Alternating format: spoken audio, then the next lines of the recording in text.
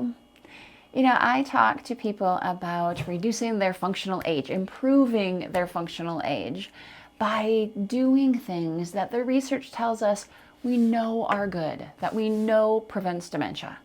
And you can exercise and you can eat right, you can do all these things, right? But with the holidays coming up, one of the things that has been really prevalent for my patients has been this idea of, how do you relate around the holidays? How do you be social? How do you not just exist and survive during the holidays, but how do you thrive? So today we're going to chat about a recent conversation I had with a patient where we talked about that idea. So let's do it.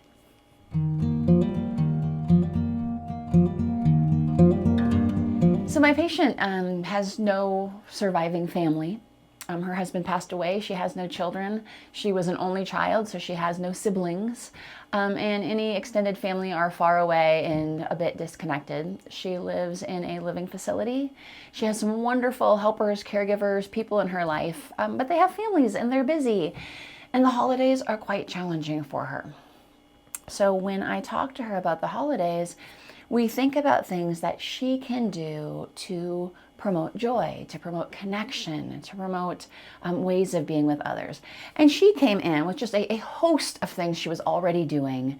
And this idea that I thought was just wonderful was something that she has practiced in the past, where she leaves her apartment and she goes out, and whether or not she is feeling like smiling, she manufactures a smile and she walks down the hallway. And as she put it, and sometimes when she's feeling really down, she said, the other prisoners in my living situation didn't even smile back at me, but the staff did. And we talked about this idea of relating to everyone, and whether or not even getting the smile in return means that it wasn't received in some way, and how relating to staff or the cook or the delivery person or the resident or the neighbor that you have 3 doors down, and how that can look so many different ways. I also shared a personal story because we were talking about how our parents in some ways have set us up for challenges. Her mother, was very, very perfect. And if she didn't do something perfectly, she would throw it away. She would not do it. She would discontinue. And so my client is very invested in being perfect. And when she tries to relate to people, if it feels like it's not perfect enough, she often freezes. And I shared my own trauma with a wonderfully well-intentioned mother. But my mother was so perfect.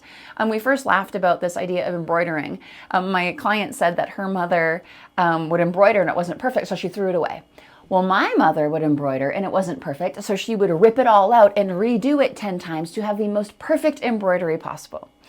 That didn't traumatize me personally, but the part that did was that in my mother's perfectionism, she carried this to her household tasks. It was her pride and joy to have a beautiful, well-kept home. And part of growing up in a family of 8 kids, I'm the youngest, was doing chores, doing household tasks. And so one of the things that I needed to do was the dishes with my brother. Generally, he washed and I dried, but we had a dishwasher and sometimes we would fill it. And so when we would fill it, I came to have this particular trauma because I would fill the dishwasher in a just fine kid style fashion of filling the dishwasher, putting the dishes in, doing the best that I could. And my mother never said that was terrible. She never yelled at me. She never told me to redo it. In fact, she never really reacted at all.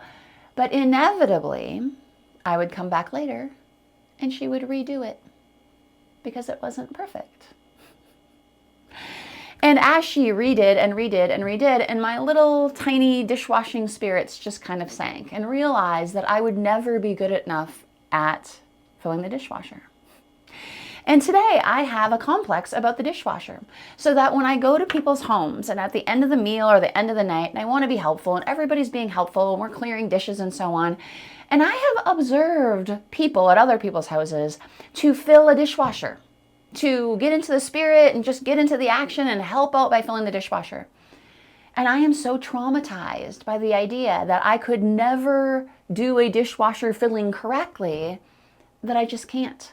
And I actually have anxiety after meals with friends because I want to help, I want to be useful, and I will bring in my plate and I'll be like, oh, I'll just set it here.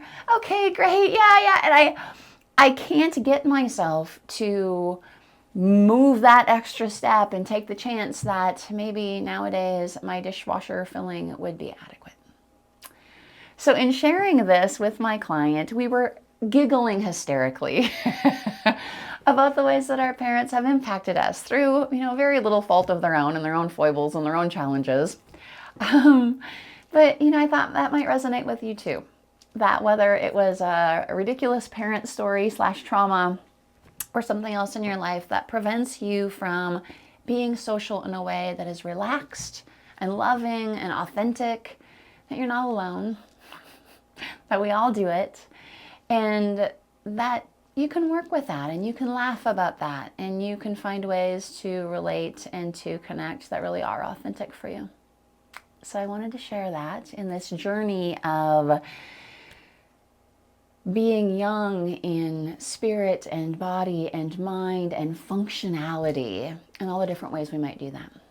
So if that was useful to you, please check out some of my other videos where we talk about this functional age concept and reversing it so that you too can have quality die in our sleep like all of our patients want. All right, can't wait to see you there.